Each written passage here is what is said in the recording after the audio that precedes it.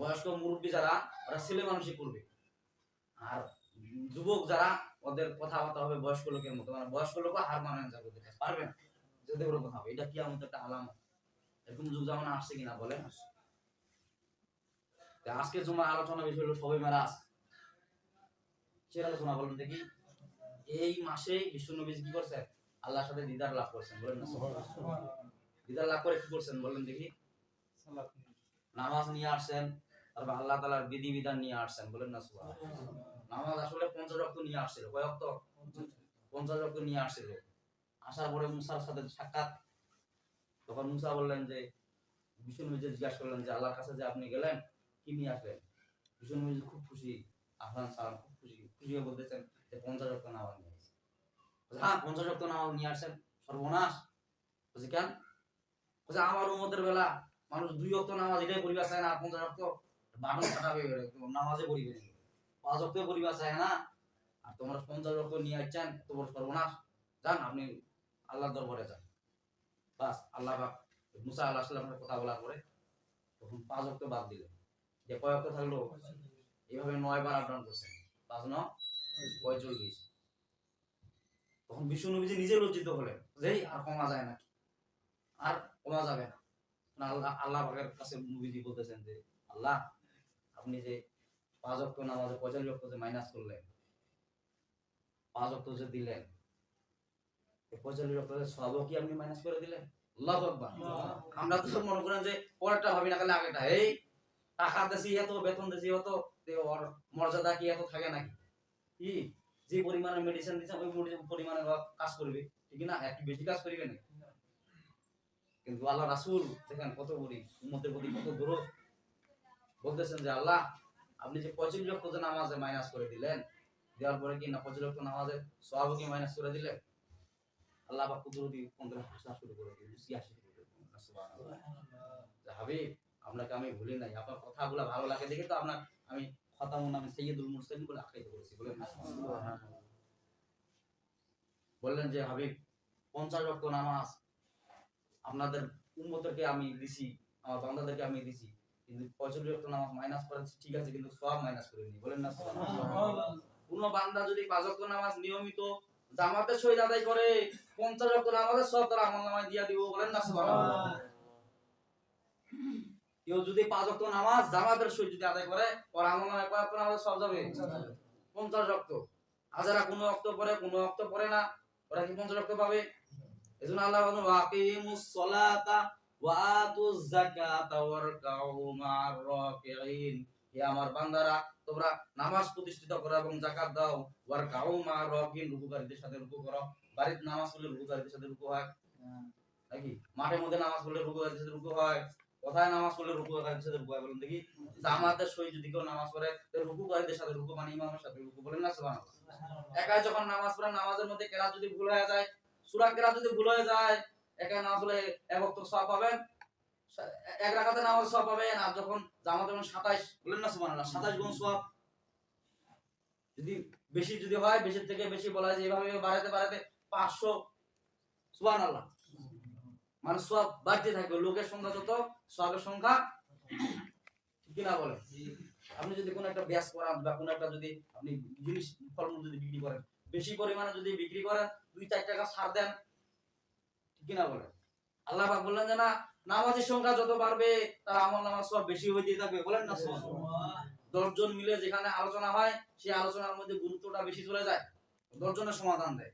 আর যখন একজন সমাধান দেয়, ওই সমাধান কেউ মানতে চায়, কেউ মানতে চায় না, ঠিক কি না বলেন? 10 জন মিলে যখন সমর্থন দিবে যে আজকে নামাজেরটা এত পরিমাণে এতটা আমি করতে হবে, ওটা গ্রহণযোগ্য বেশি হবে। আজ এককভাবে যখন নামাজের পরিবর্তন করবেন, ওটা গ্রহণযোগ্য, কেউ মানবে কেউ মানবে না, ঠিক কি না বলেন? আল্লাহ রাসূল উম্মে হানির ঘরে রাতে শুয়েছিলেন, হঠাৎ করে দুজন ফেরেশতা রাসূলের দরবারে আসলেন। আসে বলতেছেন যে হুজুর, আপনার দিদার হবে আল্লাহর সাথে, বলেন না সুবহানাল্লাহ। বিশ্বনবীজিকে ডাকে নিলেন, নেওয়ার পরে উম্মে হানির থেকে নেওয়ার পরে বিশ্বনবীজিকে সিনা চাক করলেন, বলেন না সুবহানাল্লাহ। সিনা চাক বুঝেন তো? ওই যে অপারেশন করে, যে অপারেশন, হার্ট অপারেশন করছিলেন বিশ্বনবীজি। হাদিসের মধ্যে আছে 3 বার হার্ট অপারেশন করছেন।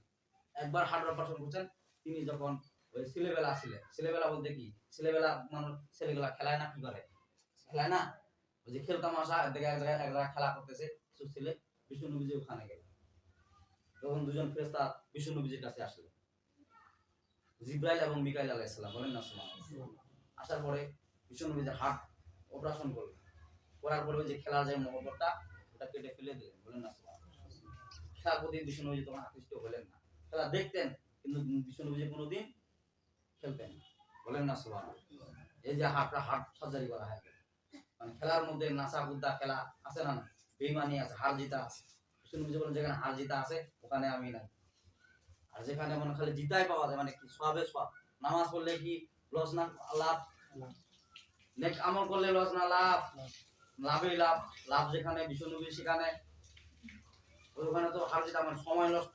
বিষ্ণু নবী বলতেছেন যে সময় নষ্ট ওখানে, তারপরে মনে কাজের মধ্যে নষ্ট, তারপরে মনে করেন যে আবার উল্টা হলে আবার মারামারি আছে না, ব্যাট দিয়ে একজন আরেকজন ফাটাই দেয় মারামারি, এই বেটা তুই জানিস মুই মুক্তি আছে দিচ্ছি, ওই আমি মুক্তি আছে যেরকম আছে না, মারামারি আছে। আবার তো বাজি ধরেও খেলায়, এই জন্য বিষ্ণু নবী হার্ট সার্জারি করার পরে ওই খেলার মোহটা কাটাই দিল। আরেকবার যুবককালে বিষ্ণু নবী যে হার্ট অপারেশন করা হয়েছে, নারীর প্রতি একটা আসক্ত যুবকদের প্রতি থাকে, সে হার্ট সার্জারি করে নবী যে হার্ট সার্জারি ঢুকে দিলেন তাদের বিবিদের কাছে, বলেন না সুবহানাল্লাহ, মানে বিবির প্রতি আকৃষ্ট করে দিলেন, কোন নারীর প্রতি আকৃষ্ট করে দিলেন না, বলেন না সুবহানাল্লাহ। বিষ্ণু নবী যে এক সাহাবী উম্মে মাকতুম রাদিয়াল্লাহু তাআলা অন্ধ সাহাবী, বিষ্ণু নবীর অন্ধ সাহাবী, তিনি বাসায় ছিলেন, দুইজন মহিলা বিষ্ণু নবীর দরবারে আসলেন। তখন নবীজি বলতেছেন উম্মে মাকতুমকে, হে উম্মে মাকতুম, তুমি পর্দা গ্রহণ করো, তুমি পর্দা আড়ালে চলে যাও। উম্মে মাকতুম বললেন যে হুজুর আমার তো অন্ধ, আমি তো অন্ধ সাহাবী, আমি তো মহিলাদেরকে দেখতে পাবো না। বলছে মহিলাদেরকে দেখতে পারো না, কিন্তু মহিলা তো তোমাদেরকে দেখতেছে, বলেন না সুবহানাল্লাহ, মানে গুনাহ তোমার আমলনামায় চলে যাবে, বলছে দেখতেছে আকৃষ্ট হবে। তখন বিষ্ণু নবীজি উম্মে মাকতুম বলেন যে হুজুর আপনারও তো, আপনিও দেখলে তো গুনাহ হয়ে যাবে, কারণ আপনি তো যুবক মানুষ, কাছে না আমার ওটা আল্লাহ কাট মাইনাস করে দিয়েছে, আল্লাহ তাআলা মাফ করে দিয়েছে, বলেন না সুবহানাল্লাহ। বিষ্ণু নবী যদি দেখতে তা গুনাহ হতো না, বলা যায় সওয়াবই হইতো আমল না। বিষ্ণু নবী যে কেমন তাহলে চোখের দৃষ্টি আল্লাহ দান করেছেন, বলা যায় যে বিষ্ণু নবীর জিসম মোবারক গোটা মোবারকটাই জান্নাতের মাটি দিয়ে তৈরি করেছেন, যার কারণে বিষ্ণু নবী লাইটিং করতো, শরীরটা কি করতো, লাইটিং করতো। আর কিছু বেদাতে বলতো যে নবী নূরে তৈরি করা হয়েছে, ওরা যেন লাইটিং করে, আমার সাথে লাইটিং করে না, নবীজি শরীর লাইটিং করে, তার মানে কি ওকে নূর দিয়ে বানানো হয়েছে, এই জন্য নূরের নবী বলতে হবে।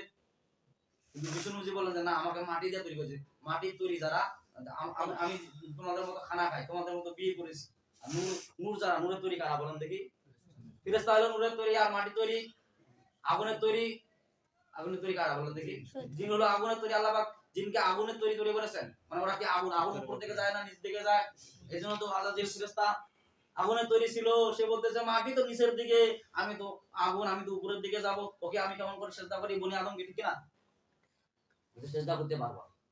এজন্য নূর বিষ্ণু নবী গোটা জিসম মোবারকটা মানে লাইটিং করতো। এবং বিষ্ণু নবী প্রস্রাব করলো, পেশাবটা ঘ্রাণ করতো, ঘাম যখন ঝরতো, উম্মে সালমা রাদিয়াল্লাহু তাআলা আনহা বিষ্ণু নবীর ঘাম সংগ্রহ করতেছেন, নবীজি বললেন যে হে উম্মে সালমা, তুমি আমার ঘাম সংগ্রহ করতেছো কেন? নবীজি বললেন